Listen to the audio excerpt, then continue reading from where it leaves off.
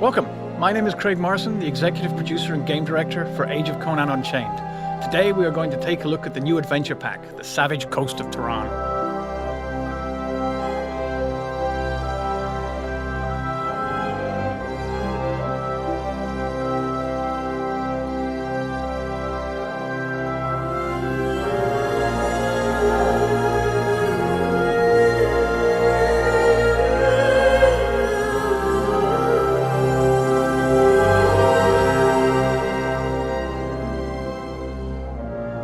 This new adventure pack for Age of Conan will find players exploring the city of Ardeshir and its surrounds as they embark on an epic adventure full of political intrigue, backstabbing, ancient evils, scheming priests, pirates, generals, and other disreputable types that call the Turanian coast of the Vilayet Sea their home.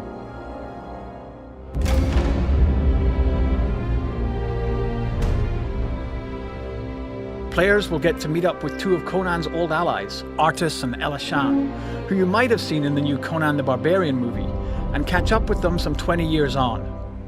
Conan, now king of Aquilonia, has dispatched you to Turan to aid his old friends. The adventure pack features a massive new outdoor playfield that encompasses the city of Ardeshir and the surrounding coastline. It also contains 2 new solo instances, a new team instance, and new raid encounters. We really wanted to try and address the old development challenge of something for everyone with this pack by providing one strong example of each playstyle preference for people to enjoy. In a city where the thieves and pirates may be the most reliable allies you have to watch your back and keep your blade close.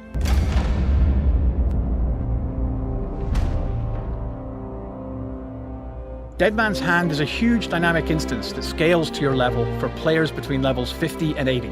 Players are sent to the island by Conan's old ally, Ardeshir, and ties into part of the greater storyline that players will discover in and around the city of Ardeshir. In this case, Ardeshir wants the player's assistance in rooting out a potential traitor within his own ranks. No one ever said that pirates are the trustworthy types. The pirates have made their home on the island despite the presence of indigenous savages who live in the swamps in the center of the island.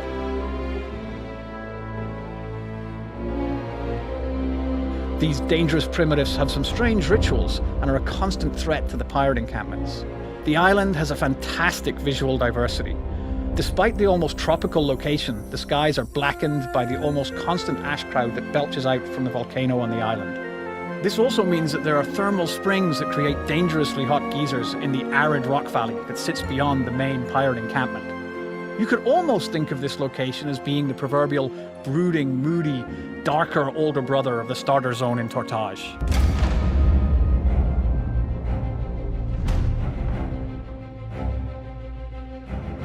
The Isle of the Iron Statues is a location taken directly from one of Robert E. Howard's original Conan tales, Shadows in the Moonlight, and presents us with another fantastic opportunity to try and translate one of the stories into a single-player experience that really allows us to immerse the player into Howard's world, and in this case, allow them to follow in the footsteps of the great barbarian himself.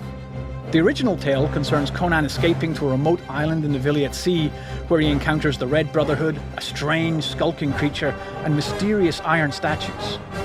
Over 20 years have passed since Conan first faced those dangers on that island, so all is not as it was in his younger days. Long abandoned by any pirate forces, no doubt due to the dangers lurking in the night, the island shows only glimpses of what was once there, and has largely been overrun by the jungle and its wildlife. The ancient evils, however, have not been banished, and will challenge the player just as they did Conan himself.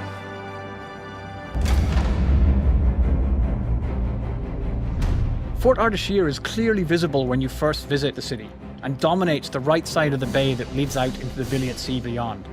As with the rest of Ardeshir, and Turan in general, the Persian influence is evident in the architecture and style of the fort and its surrounding area. The ornate pillars, domes, and the walls of the castle create an imposing setting. This is clearly a fortress of a powerful military force.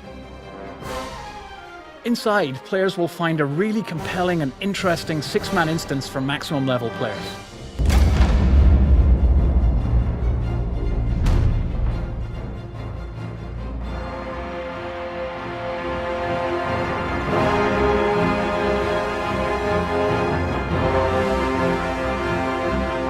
This new raid instance offers 3 fantastic new raid boss fights for those who have completed Tier 3 and want to bridge the jump to Tier 4 raiding. Players will have heard about the mysterious priests of Erlik while adventuring in and around Ardeshir, and might have heard the hints of something sinister going on within the halls of the magnificent Temple of Erlik. Players venture into the halls of the temple on a quest to discover what ancient evil the priests have been dealing with in return for their power. It also gave us the opportunity to work in some of Conan's foes from stories past, and the players will discover that they might just recognise the source of the evil when they reveal which dark forces it is that the priests have been bargaining with.